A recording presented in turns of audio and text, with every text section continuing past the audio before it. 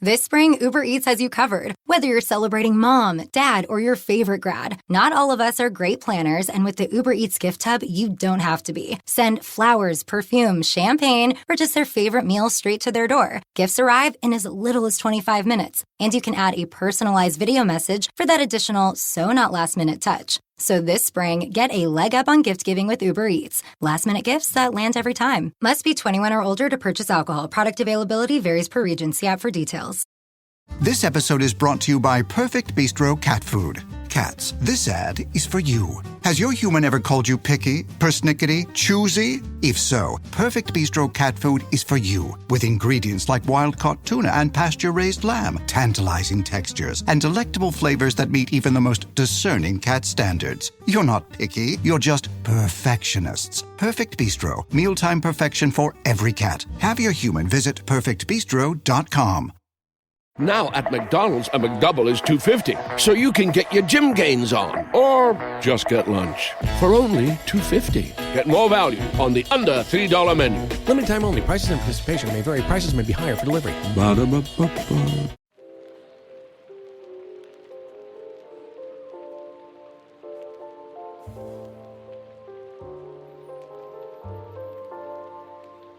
Welcome to Book Talk for Book Talk with Jack and Amy, your besties with a literary podcast that deep dives into your favorite novels. This is Jack. And I'm Amy, and today we're excited to interview Luna McNamara, author of The Witch and the Huntress.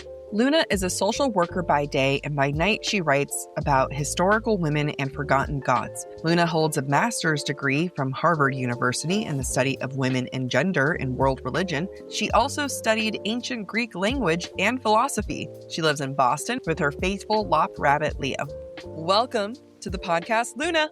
Welcome. Welcome. Hello. Thank you so much for having me on. I really appreciate this opportunity. No, I appreciate it. True story. I was at the gym the other day and I was kind of like listening, reading in between sets, and someone came up to me and they're like, "Oh, are you reading like one of the spicy fae books?" And I'm like, "I'm actually reading this really awesome Greek retelling mythology." I was like starting to explain it and I was like, "This is unlike anything I've read. I'm not like a deep Greek mythology person, despite being proud of myself for being a deep Greek mythology person." But you humbled me, Luna. You humbled me real hard on what I think I know about Greek mythology. Listen, this is part of our cultural heritage. Like, mythology is for everyone. You can dabble in it, you can go deep. There's all different levels. You go deep with The Witch and the Huntress. Again, I felt humbled because I thought I knew. A lot. But The Witch and the Huntress exposed us to so many mythological creatures, characters, stories. Every time I was like, I recognize you. I recognize that name. I felt proud of myself, but there were many that I did not know. And then I had to Google to confirm that, like, I was like, did this come from her mind? Which it did, but also inspiration from mythology. And as an author, how many of these stories did you know going into it versus how many did you research? Because you recited them as truly an expert in this. And what was the process of deciding which elements of the myths you would get to weave together? So I think I like to think of mythology as kind of like that iceberg meme of like, you can start out with what you think you know, and then there's all of this stuff under it. The myths as they've been passed on in conversation and pop culture in various retellings. But then when you dig into the source text, sometimes you find things you never expected to see. And you see things that actually turn the standard received narrative on its head. So in terms of where I got this idea from, I was getting really fascinated by the character of Medea and what we commonly think about with her, what the texts actually say. And I had been reading Diodorus Siculus's Bibliotheca Historica, and there is a passage in there about Medea healing Atalanta during the voyage of the Argo. This is really the only extant interaction we have between them. But when I was reading that, I had the thought of, I read enough Hurt Comfort fanfic to make this work. I want to write about the goth girl and the jock falling in love. And just to give you a little bit of background on those characters for people who aren't as into the Greek myths as you and I, Atalanta is kind of the classic warrior woman. She's abandoned by her parents at birth. She's found by bears and nursed by them, and then eventually found by some hunters who help her grow into adulthood. She joins the hunt for the Caledonian boar, which is this like great monstrous beast, and she is the one who delivers the killing blow. So she, by all rights, the pelt is hers. Pretty badass. The men in the hunting party weren't so fond of that. She ends up on the Argo, journeying to get the golden fleece. She also ends up in a situation where she has a lot of suitors and they have to race her. And if they win, they can marry her. If they don't win, well, it's not so good for them. And it's a little unclear in the original sources. Is it her father doing this? Is it her? And as for Medea, famous for certain reasons around child killing, but actually if you go back and look at the sources, she is this really fascinating figure who is incredibly powerful and also an incredibly naive young girl who falls for this hero Jason, who comes to her homeland in Colchis around the Black Sea to retrieve the golden fleece held by her father. And she ends up helping him get it. And she has these incredible powers. She's able, in the source text, to stop the sun in the sky, to stop rivers, to heal, to curse. She's the one who tames the dragon that's guarding the golden fleece. Otherwise, poor Jason would end up as Dragon Chow. And Jason shows up in the story as well. He's the son of the deposed king of Iolcus. His horrible uncle Peleus sends him on this journey to get the golden fleece and prove himself. I won't say much more about that, but yeah, just to give you a picture of what's going on with the characters. And in terms of, what's original, what's based on the source text, with this one, I really wanted to tell a story within the gaps in which the major events are canonical, the ones that form the basis of the story, but some of the details and interpretations and secret feelings are new. I wanted to gently interrogate the ways in which events are recorded and passed down. 95% of ancient literature is lost. We are panning for gold in the ruins. And this made me think a lot about something one of my graduate school professors said, which is when we're reading ancient texts, what is this evidence actually evidence of? It's often not evidence that these events actually happened, but that the recording had meaning for people. That there was a reason that scribes wrote these events down and passed them on. So to get back to your question, in many ways, it's a fairly straightforward retelling of the Argonautica, which is one of the ancient epics. Some things are shuffled around a little bit. For example, the visit to the murderous matriarchy of Lemnos happens before Medea joins the crew in the Argonautica. But that was just way too juicy for me to not have Medea be a part of in my novel. Also, it's her cousin running it. So that's... Like, why wouldn't you want a family reunion for that? Yeah. I know. The worst possible family reunion. Or the best. However, it could have gone another well. She had a choice. Yeah, exactly. There are some changes I made. For example, I did give Atalanta essentially a high school girlfriend. Yeah. That's actually a really great description. In the character of Procris. And in the source text, they don't meet, but they are mentioned alongside each other in a lot of sources. So that kind of got my brain running. And these are women who live out in the forests for the most part. They're away from written records. Women just want to be in the cottage in the forest and just like living with the animals and just be left alone and not have to be summoned on a quest. Visit your bear stepmom, bring her a deer, pet her head. This is what women want. For folks who, like me, are not as familiar with all these characters or their backgrounds, like I knew of Medea, but I didn't know all the background with Medea. I'd heard of the Golden Fleece. At first blush, The Witch and the Huntress may read like an ode to Homer's Odyssey.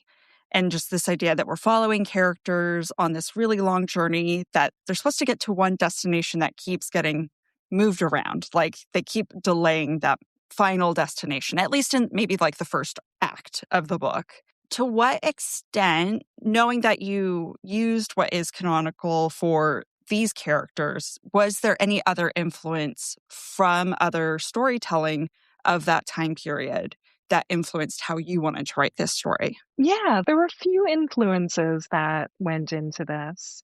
And I definitely hear what you're saying about, like, I don't have a background in all of these myths. Like, I don't know who these people are. I strongly believe, as someone who writes reimaginings, I have to write a story that works on two levels. That it has to work for people who don't have any familiarity with the source text. It has to entertain and intrigue them. And it also has to have enough research and enough Easter eggs that people who know these stories inside and out can appreciate them. So I try to strike that balance. But I think in many ways, the biggest influence on the novel is the Argonautica by Apollonius Rhodius, which was written in the 3rd century before the Common Era. And it's funny because it's essentially a prequel to the Odyssey, but it was written afterwards in history. Okay. And the Argonautica is really an ode to the Odyssey. It's, you get another sea journey, encountering strange kingdoms and monsters, and the witch Circe shows up, who's one of my favorite figures in all of mythology. She shows up in both of them. And there's a fun line in the Odyssey where they're describing this ship that's gone through the clashing rocks. And that ship is the Argo. Oh, that's fun. Yeah, that's a cool little Easter egg. Is that going to be a part 2 for you? Go into that? That's a lot of fun. That makes a lot of sense. Okay, so I didn't realize that the Argo was written after the Odyssey, but as a prequel by someone else. I love it. Yeah, by a totally different author hundreds of years later. Very interesting. But like, here we are, some would argue dozens of years later. Minimum decades later. Not wrong, technically. And the fact that like it's a retelling of someone else who's kind of doing like their own prequel version of like their own fanfic, essentially. But like it's a system that just keeps going, and it's kind of beautiful how that works out. Yes. This is literally a literary break. This show is sponsored by Liquid IV. When I think of spring break, I think of Jack and I senior year Las Vegas. You know what happens in Vegas stays in Vegas, but what doesn't stay in Vegas is the hydration our body needs no matter what. If there's anything that I needed from that trip, it's Liquid IV. And now that I'm older, I really need Liquid IV after going out. I drink Liquid IV's sugar-free hydration multiplier all the time. I'm not even exaggerating. Liquid IV's hydration multiplier hydrates me better than water alone. If you're going to Coachella or any music festival, this is the perfect thing to put in your purse because only 1 stick and 16 ounces of water hydrates faster than water alone. It's powered by LIV, Hydroscience, and an optimized ratio of electrolytes, essential vitamins, and clinically tested nutrients that turn ordinary water into extraordinary hydration. Compared to water, Liquid IV delivers longer lasting hydration and retains hydration for up to 4 hours. It's backed by a scientific advisory board with world-renowned researchers to conduct clinical research trials. And for our vegan, gluten-free, dairy-free, soy-free girlies, this is perfect for you. It's always non-GMO and has delicious sugar-free options like mandarin orange, rainbow sherbet, my favorite, mango pineapple, and more. Soak up unforgettable memories with on-the-go hydration from Liquid IV. Tear pour, live more. Go to liquidiv.com and get 20% off your first purchase with code BookTalk at checkout. That's 20% off your first purchase with code BookTalk, BOOKTALK, at liquidiv.com. When I moved in with my partner is when I realized how much effort she puts into her skincare. She spends so much time and money just on what she puts on her skin. But the one thing she doesn't invest in is our bedding. Well, that's because you're now investing in it with Boll and Branch. From their organic cotton sheets to their breathable pillows and comforters, Boll and Branch makes their bedding with ultra-clean materials that are gentle on the skin and free from harsh chemicals. Boll and Branch really feels like my first grown-up sheets. And you can really feel the difference with their signature sheet sets. Remember, these sheets are touching you for up to 8 hours every single night. You're going to want to have the best sheets possible.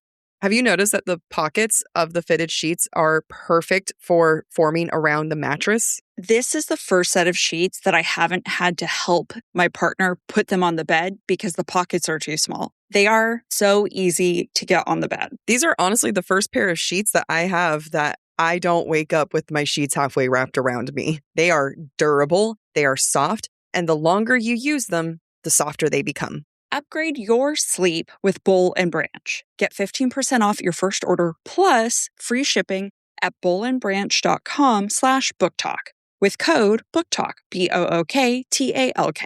That's Bowl and Branch, BOLLAND, branch.com/BOOKTALK, and use code BOOKTALK to unlock 15% off.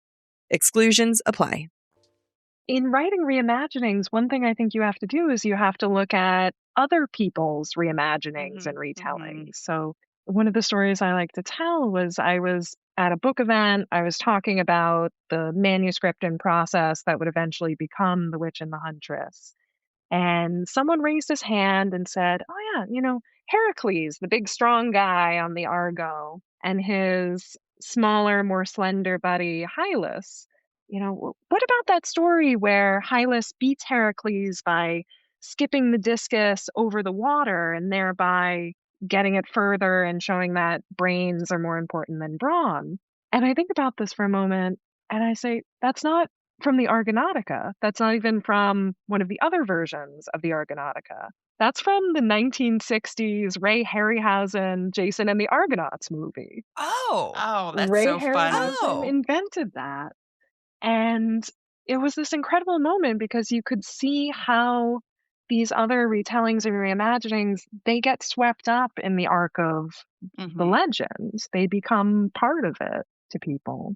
And I'm sure that's part of the process of oral retellings anyway, like the Odyssey, the Iliad originated as, right? Yeah. People pass down these stories orally without writing them down. Inevitably, there are going to be details that get added or missed, and it just kind of carries on the tradition in its own way. Exactly. And the Argonautica is fascinating because, again, it's in terms of the events of the stories, it's a prequel to the Odyssey. And even when Apollonius Rhodius's version was written down, he was working with texts we don't have anymore that haven't survived. But even of what we do have, we have a Roman version of the Argonautica from Valerius Flaccus.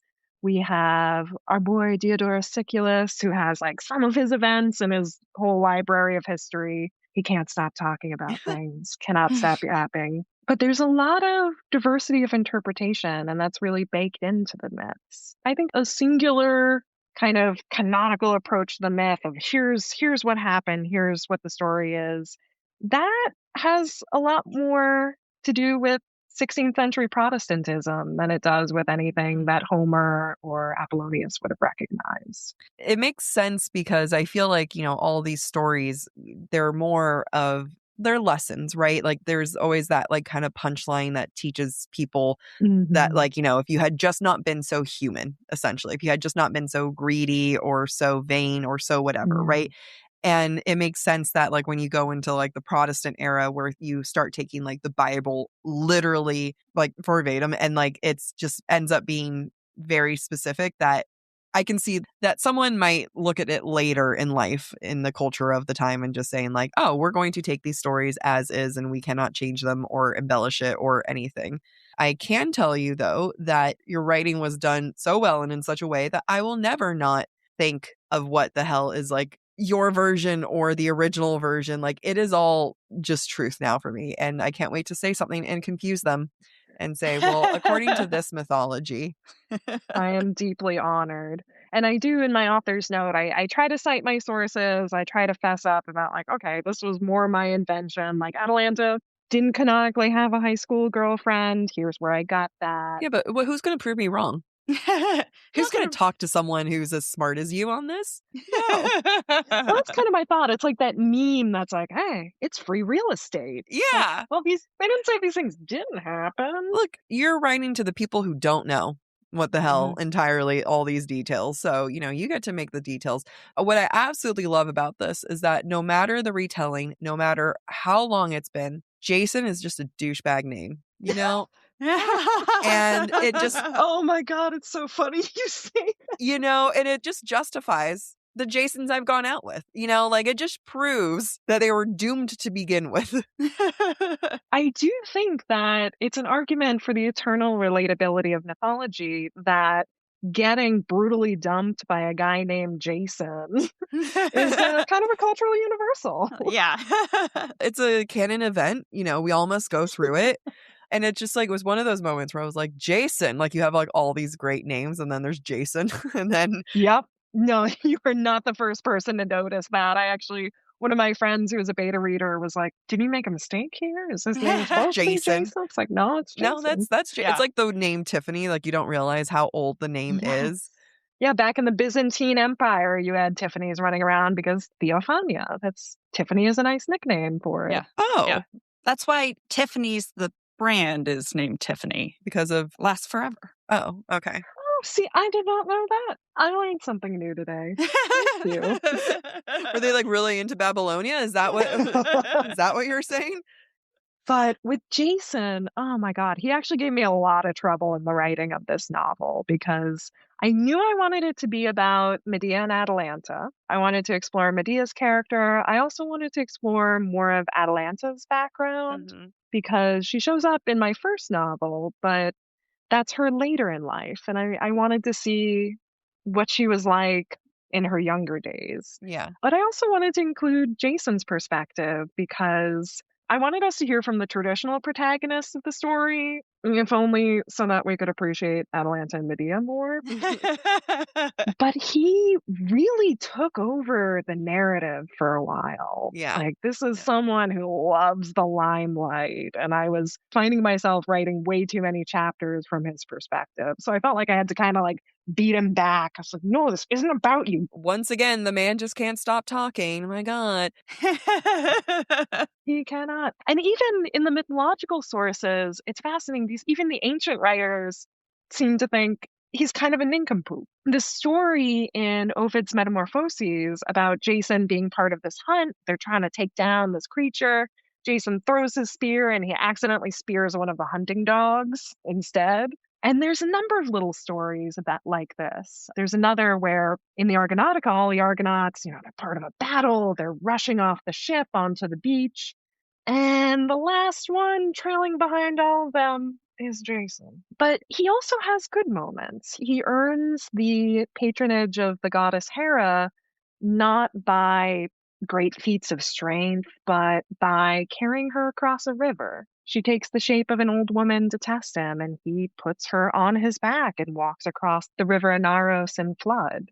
Yeah. So there's this compassionate side as well, which I think is what makes him so juicy. He's not just an asshole all the time. No, he's just someone who fell for that red pill pipeline in the end. He got Peter principled. He got put in positions of power that were beyond his capability, it sounds like. Yeah. I want to go back to kind of how you're saying where you're balancing the different point of views. And I loved the way that you told every perspective a little differently. Like one of my favorite moments is Medea's like she has like a disassociative moment. And I just was like, ooh, oh, I like this. Like, I'm like, oh, I like how you wrote that. And it feels like it's very important for you to go through and rotate through the perspective. So how did you decide, when Jason needed to shut up and when the other two ladies need to kind of focus in and hone in more on their story? In most things I've written, I have at least 2 narrators, if not 3. I think this just allows you to tell the story more comprehensively. Different people notice different things, and the ways that people see themselves are not necessarily the way that others see them. So if you have multiple perspectives, you're able to subtly build more of the world. And one of my favorite things to do, and this happens a number of times in my novels, is when one POV character is so sure of something, they're super sure. And then you get the other perspective and you see that things aren't really like that at all. I loved that about Jason, Medea, and Atalanta. I especially love that you chose for Jason's perspective to be told in third person. I love the conundrum of Atalanta being like, I know this guy's not worth his weight in gold. And Medea's like, oh, he's my savior. This is so great. And then Jason's like, I'm really glad she's going to go fight for me so I don't have to. Like, Yeah. it was just a really fun way to explore these characters. And we have a lot of adventure happening in this story, but just the interpersonal nuance, even that was enough to carry me through to be like, how are these guys going to figure it out? Is Medea ever going to open her eyes, etc.? So I had a lot of fun with these characters. I'm very glad to hear that. That was very much what I was going for. And it's complex because, in some ways, Atalanta's right. Jason is not worth his weight in gold. At least in the earlier parts of the story, he really does try. Like, that's the thing. He could have been. Like, he could have absolutely been worth weight in gold. One of the moments I knew I was onto something with the manuscript was when I gave it to a friend and beta reader to read. And she messages me and says, so I'm an avowed man-hater, but I kind of like Jason. And I was like, yes, you're supposed to in the beginning. I think I was definitely empathetic to him in the beginning. And then by a certain point, I was just like, you're just like all other men. The hard thing with Jason is that his desire to be perceived as a good person does not always line up with his ability to act like one. Oh, and don't we know so many of those men who are like, I swear to God, I am a good person. I'm going to do good things. But it's like, you're just trying to prove to yourself that you're a good person. Yeah. And you're not actually a good person. Insert sponsored subplot here. Amy, we were just in New York for BookCon, and did you notice that all of the New York girlies were wearing quints? You're so right. They were stylish, street appropriate, but also business casual. It's amazing how I was spotting some of Quince's staple pieces on the street. I can always spot one of their Mongolian cashmeres from a mile away because it's always so soft and so nice. Quince really spends time on making sure they give you the best quality clothing they can with premium materials like 100% European linen, organic cotton, and ultra soft denim. Their styles make getting dressed simpler. They make me feel effortless, comfortable, and still put together with tops that start at just $30. You can't beat that for work. Everything at Quince is priced 50 to 80% less than similar brands. They work directly with ethical factories and cut out the middlemen, so you're paying for quality and craftsmanship, not brand markup. Refresh your everyday with luxury you'll actually use. Head to quince.com/booktalk for free shipping on your order and 365-day returns. Now available in Canada, too. That's QUINCE.com/booktalk, BOOKTALK, for free shipping and 365-day returns. Quince.com/booktalk. The moment that I knew to question him was, this is the moment I realized, like, I don't say the names out loud and I'm terrified now. But Atalanta, she goes to him and is like, hey, your buddy over there, name begins with a P. I'm not going to attempt to say it. He's harassing me. Like, I don't like him. He said things to me. You said that you're going to take care of this. Like, if this is like the world you're going to build, what are you going to do about it? And he was like, you're right. Let me think about it. And the next thing he says, I'm not going to get rid of him in his mind. And I was like, oh, this is triggering. This is, I know so many of you. And then, of course, because I am convinced that you are detailing it again, as it is, where I was like, this is exactly how he felt, this man felt. The men who are writing this felt like understood that. But again, I'm reading your interpretation. I was like, this dickbag, I can't with him. Yeah, that moment of like, I'll stand up for the victims. Oh, but he's my friend. He'd never do that. And, I tried to warn you, Atalanta, that this might happen, and you just didn't listen. It's the nice guy. They're so much harder to dislike and to like because you can see them going both ways. And I think that's what you did so well with Jason, and is the fact that, we could see him in a way that it's like you do have empathy for him and you do start to like him. But then there are so many clues to his character that by the time he goes full red pill, you're just like, well, I saw it. Like, I'm not surprised because like the clues were always there, but it does make you hurt more because there was potential. Yeah, he could have gone so well. I'm glad to hear that landed well because that was what I was going for there. I wanted to make him a person. with his flaws and his good qualities. He went to ASU. You can tell he was in a frat. It's not like I know. It's not like I know this man personally, but I swear I know Well, this man. I'll tell you a little secret. In my process of wrestling with the character of Jason, I'm like, I had so many chapters and I had to shrink it back. I actually wrote him in first person initially, and I was absolutely miserable the whole time. And then I rewrote the chapters in third person, and it was just like a breath of fresh air on a hot day. It's like, this is how it's supposed to be. And also, another thing that helped me crack his character was I based a lot of his character on an ex-boyfriend of mine. Jason. That's always cathartic. Jason.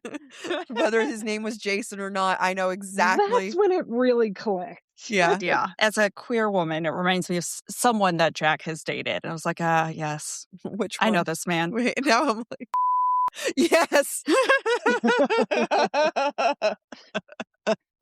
But there is that type who is, so afraid of getting into a fender bender that he will cause a 5-car pileup. Mm-hmm. That just hit her so hard. Really hard. I can't wait to talk to my therapist about this. I'm just going to play her the interview. You're welcome. I'm sorry. I know. Well, you did such a fabulous job exploring Jason's character and that interaction between Atalanta and Medea, along with his character. And one of the major themes that came across to us was the role of men versus women, especially in matrimony, in relationships, because there's a lot that goes on between Jason and Medea about, well, she's going to be my wife. And, is that how she should act? Or am I okay with her acting that way? So, our question is, to what extent was it your intent to explore this idea of women who are, quote unquote, too strong for their partners, aka husbands, and men who might be, quote unquote, too weak for their wives? And do you feel like the original mythos also spoke to that concept, given that it seemed to also kind of poke a finger at Jason occasionally? I think that is very much a part of the original mythos. I think the idea of women who are too strong for their husbands is central to the myth of Medea and Jason. There's a scene in the Argonautica where they finally get to the Golden Fleece. Jason flings it on and he's kind of dancing around, posing. And Medea's like, we got to deal with this guardian dragon. Yeah. And this doesn't happen in the Argonautica, but there's a vase painting of the dragon with Jason in its mouth.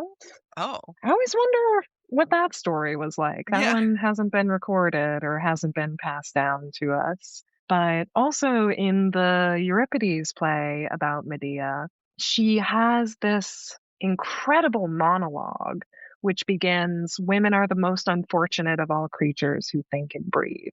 And this is after Jason leaves her for the younger princess. But her character then goes on to describe the difficulties that women in ancient Greece would have faced with marriage, about providing a dowry, sexuality with their husbands, childbirth. She also has this incredible line that I would rather stand in the line of battle 3 times than give birth once. And if you think about that line being said by a male actor, which that would have been the case in ancient Athens of the time, to a mostly male audience about this profound female experience, that's really incredible. And there's always the sense in the ancient sources that, Jason's the hero, but Medea's the really powerful one. Yeah. And there's always this kind of discomfort in the ancient sources. And that was something I wanted to play with from a more modern lens. I also think that even more than husbands and wives,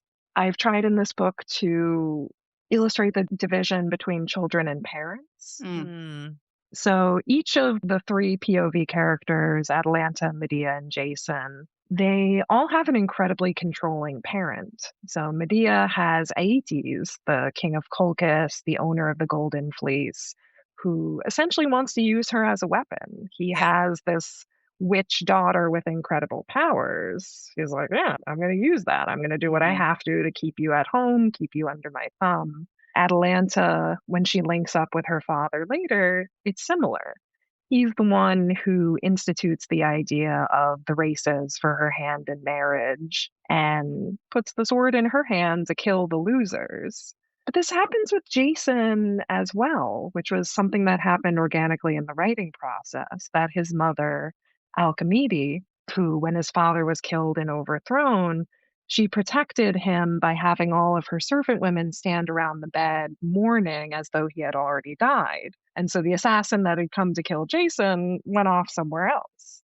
So this is a woman of incredible force and fortitude who is in a culture where women are not given enormous amounts of power. And so she tries to instrumentalize her son in order to get that. And Medea and Atalanta are able to free themselves from the influence of these abusive and controlling parents. Part of Jason's tragedy is that he isn't fully able to do that. Yeah. He's not able to separate himself from that influence and to step in his own power. And that's his downfall. It's funny because when I think about the Greeks, think about Greek mythology, I never really walk away feeling like women are in power, right? Like you always kind of tell, obviously, it's not like it's a matriarchal culture there or that women were treated equal there. And I think, though, reading your book, listening to the stories, it's like you have all of these female characters who are incredibly strong. You have goddesses who are incredibly strong. One of my favorite lines, and I'm going to butcher it, that you said was, if men are above their wives or better than their wives, and gods are better than man, then like what are goddesses? Like where do they land type thing? And I just I think about that line a lot of saying like I'm the goddess. I don't know. But just this idea of, that even then there's like the struggle of where women land and powerful women. And I have nothing to add other than that. Sorry, there was no question in there, just more of like an appreciation and the way that you handled it, where it's like, what of these powerful women in these stories? Like, what about them? The fact that they wrote them existed, clearly, there's strength there. So explore it, what you did. Yeah, and I know the line you're talking about, and that's from the mouth of Peleus, who is Jason's friend who harasses Atalanta. But also Peleus has his own troubled marriage with a goddess. But I also think there's a tendency to hope that cultures that worship goddesses would honor women. And historically and cross-culturally, that's not necessarily the case. Like ancient Greece, which had really remarkable goddesses. There was, I believe it was an Athenian politician who said something like, a good woman is never spoken of outside of her home, either in praise or in blame. And so we don't even have the names of a lot of, especially Athenian women. It's amazing how the patriarchy persists. Yeah. And yet you get these glimpses. You get figures like Atalanta, who is raised by bears, kills a monster, goes on an epic journey. You get figures like Circe, who rules her island domain, turns men into pigs, has her, menagerie of strange little creatures she's created through her sorcery. Yeah, there are enough men throughout history that have revered women that we do get those little glimpses, right? Because at the end of the day, it was either them or women posing as men writing these things down. Sometimes I fear our podcast sounds too much like man-hating. I recognize there are good men out there. However, I feel like we're a decent amount. I don't know. Look, I'm single. I'm trying to date my predator. All right.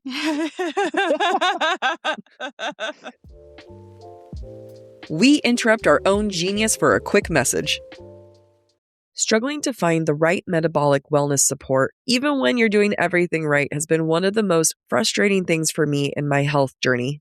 I've tried other metabolic wellness support providers, and I often feel rejected rather than supported by the process. That's because Brello is focused on long-term health, longevity, and performance, not quick fixes. Brello is designed for people who want a more sustainable approach to their metabolic wellness support.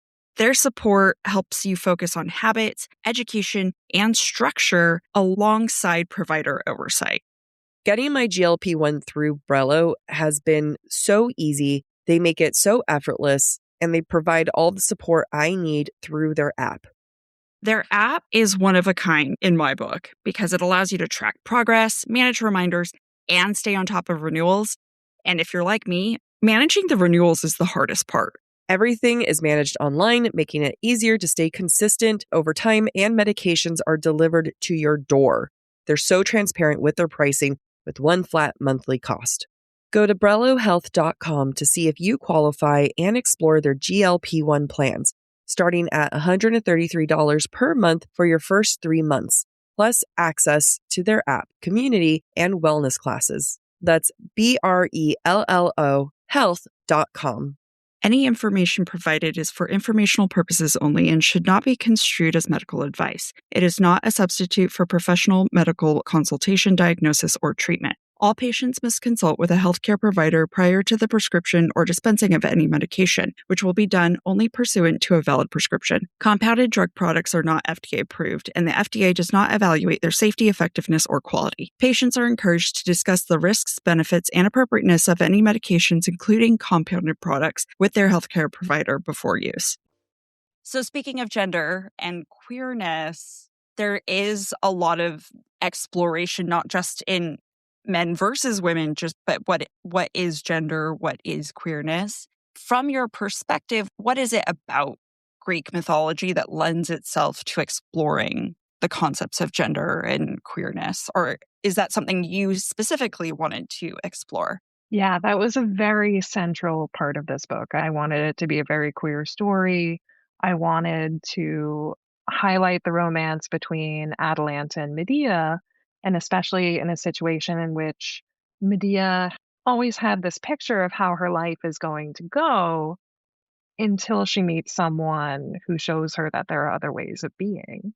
I think that's an essential part of the way that Greek mythology can lend itself to exploring queerness. I think it gives us the ability to imagine another world and its own values and ways of being that might not be the ones that we've received. I mean, Greek mythology has incredible warrior goddesses, gentle gods of healing and music, gender transformation, same-sex desire.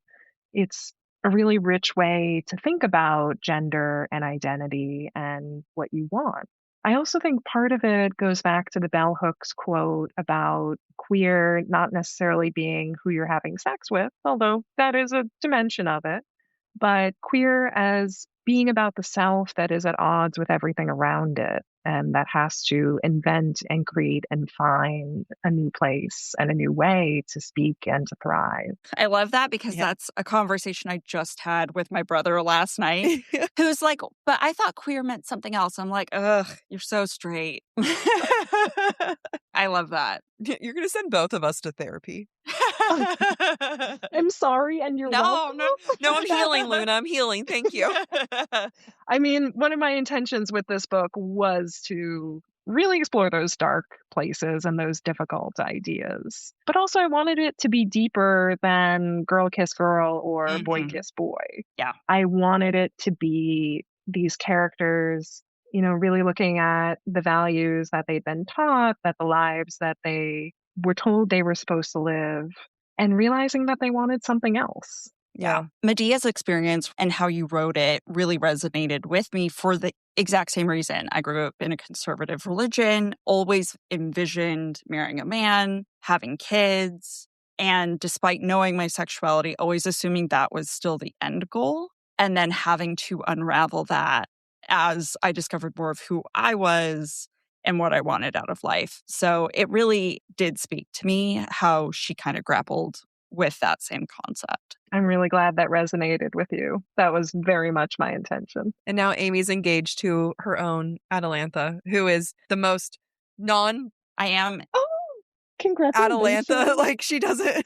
She was a jock in the sense that she was on the swim team for many years. Okay, so okay. She's my jock to me, who's the goth. So I think it's a great representation. We love to see it. Congratulations. Thank you. That's hilarious. That's fun. Like the story truly has something for everyone. Even though like I'm not a queer woman, but like everything that you're expressing is just so human and empathetic. Like I said earlier, Greek mythology just kind of comes with a lesson at the end of the day.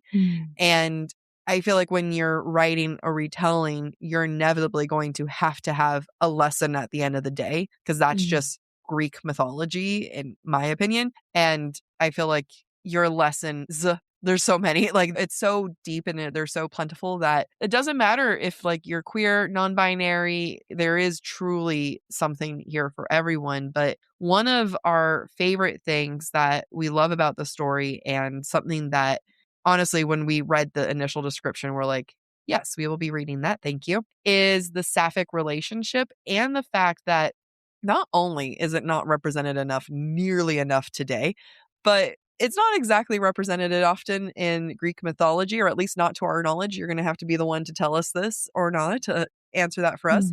But most often when we think Greek, I think male-male relationships is the dominant queer relationship in the space of Greek mythology and Greek retellings. What was your goal in bringing sapphic representation into this retelling? I think you're right that the sapphic relationships, which there are some in Greek mythology, they're just not as well known. And I think that goes back to what I was saying before about who's writing the sources. What is this evidence actually evidence of?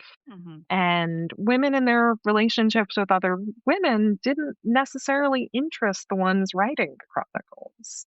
But even with that issue in the sources, things still shine through. There's Callisto and Artemis. Callisto was one of Artemis's nymphs, and I referenced their story in The Witch and the Huntress. There's Pallas and Athena.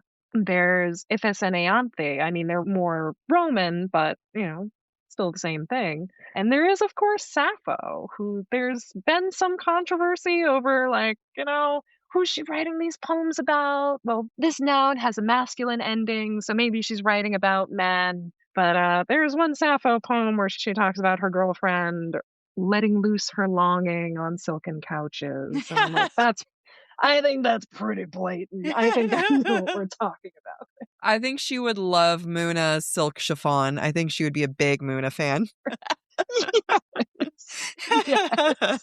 I do think that sapphic relationships are throughout the sources. I think they probably interested the chroniclers less because it's like, well, my wife can't get pregnant from that, so whatever. Yeah. I was also really interested in the ways that Medea and Atalanta came together as people, that they had these similarities. These are both incredibly powerful women in very different ways. Medea has her magic, Atalanta physical strength. But I was curious about what they could learn from each other. From a rocky beginning, because I imagine, strong, independent-minded people don't necessarily get along well at first.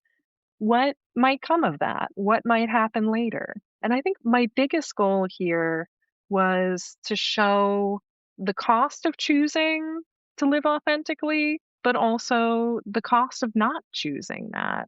Yeah. And how painful it can be to live a life that is not true to you. The fact that it resonates then and it resonates now. Yeah. What have we done, guys? What have we learned? Why are we still the way we are as a society? Not us. We're perfect, obviously. And I think in my original tracks, I don't think authenticity really interested Apollonius Rhodius or Ovid, but it interests me, and that's what I'm pulling away from the sources. And it seems like it's resonating with other people too, and in ways I didn't necessarily expect. I actually gave a trans friend a draft of The Witch and the Huntress to read, and her take on it was, oh my God, Atalanta is trans. Like, this is exactly how I feel and how I felt. And I didn't necessarily write Atalanta that way, but I love that interpretation. That she is someone who exists on the margins, who is seeking belonging, who isn't necessarily comfortable in the body she's born in and is wrestling with that fact. Yeah, I didn't even think about it when I was reading it, but that makes a lot of sense. Yeah. Yeah, my friend actually highlighted a line and sent it to me and was like, how did you know? How did you get in my head? It's like, I don't know. Well, that speaks to the talent of you, though. It's not like when we go back and we're reading anything, like any translations, it's, and we get the depth of their emotions, right? It just kind of tells the story.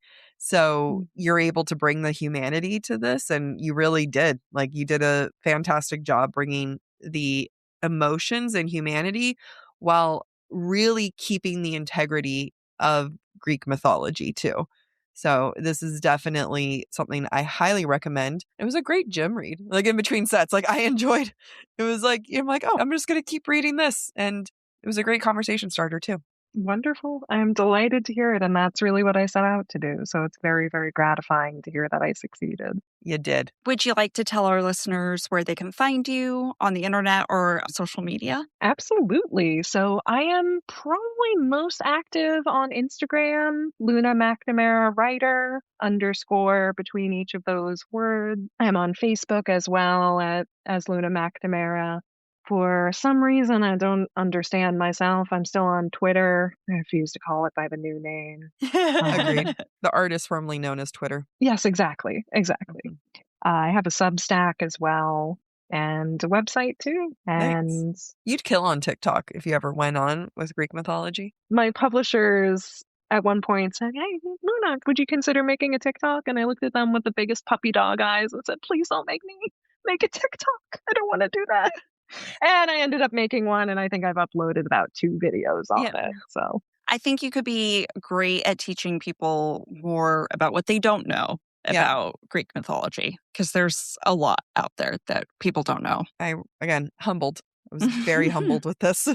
All right. Well, thank you so much, Luna. Have a wonderful day. Thank you so much. We're very grateful that you gave us your time to talk about this. Highly recommend it. Everyone, please go read the book. It is absolutely incredible, and excited to see what you do. What's more to come from you. Wonderful. Thank you so much. I really appreciate being on the show, and it was lovely chatting with you. Bye. Bye. Bye.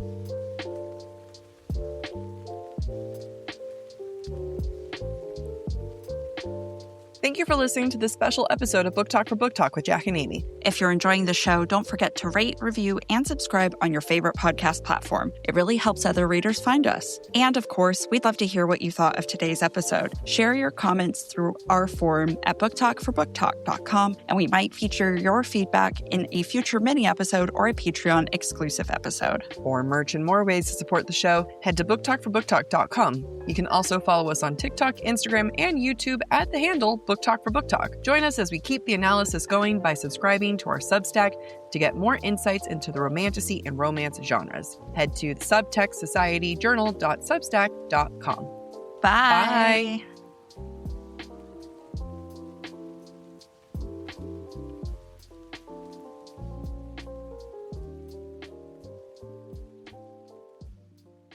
When I moved in with my partner is when I realized how much effort she puts into her skincare.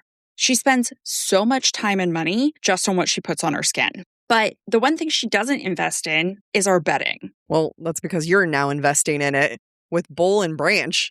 From their organic cotton sheets to their breathable pillows and comforters, Boll and Branch makes their bedding with ultra clean materials that are gentle on the skin and free from harsh chemicals.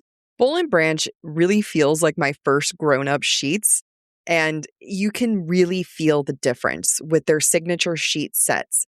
Remember, these sheets are touching you for up to 8 hours every single night. You're going to want to have the best sheets possible. Have you noticed that the pockets of the fitted sheets are perfect for forming around the mattress? This is the first set of sheets that I haven't had to help my partner put them on the bed because the pockets are too small. They are so easy to get on the bed. These are honestly the first pair of sheets that I have that I don't wake up with my sheets halfway wrapped around me. They are durable, they are soft, and the longer you use them, the softer they become. Upgrade your sleep with Boll and Branch. Get 15% off your first order plus free shipping at bollandbranch.com/booktalk with code BOOKTALK, BOOKTALK.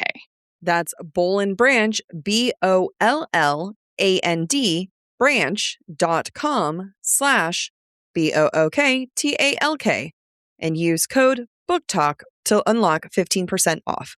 Exclusions apply.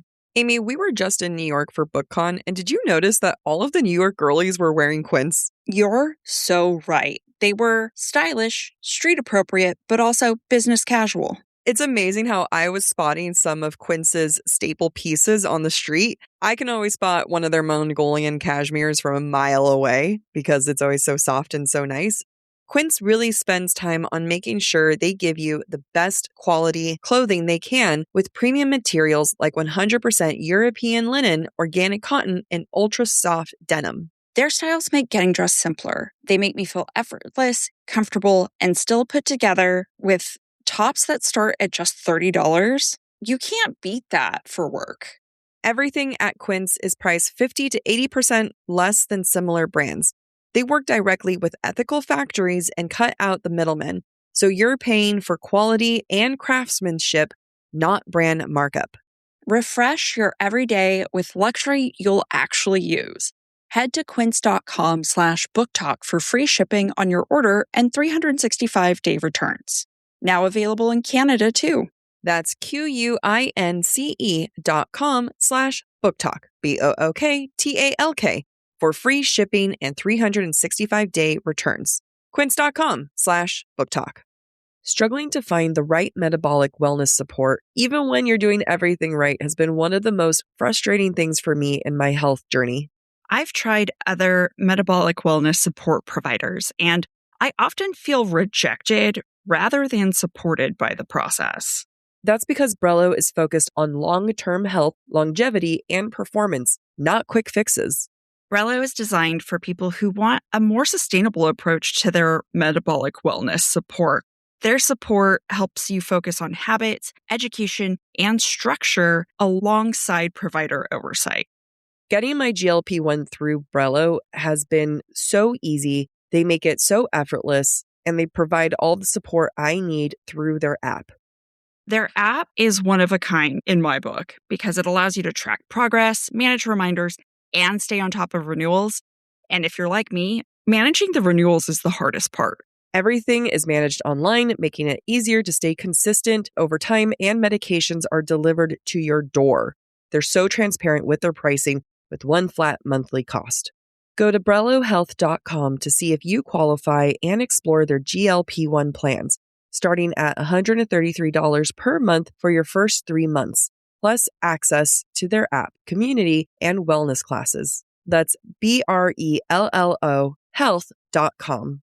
Any information provided is for informational purposes only and should not be construed as medical advice. It is not a substitute for professional medical consultation, diagnosis, or treatment. All patients must consult with a healthcare provider prior to the prescription or dispensing of any medication, which will be done only pursuant to a valid prescription. Compounded drug products are not FDA approved, and the FDA does not evaluate their safety, effectiveness, or quality. Patients are encouraged to discuss the risks, benefits, and appropriateness of any medications, including compounded products, with their healthcare provider before use. Ryan Reynolds here from Mint Mobile.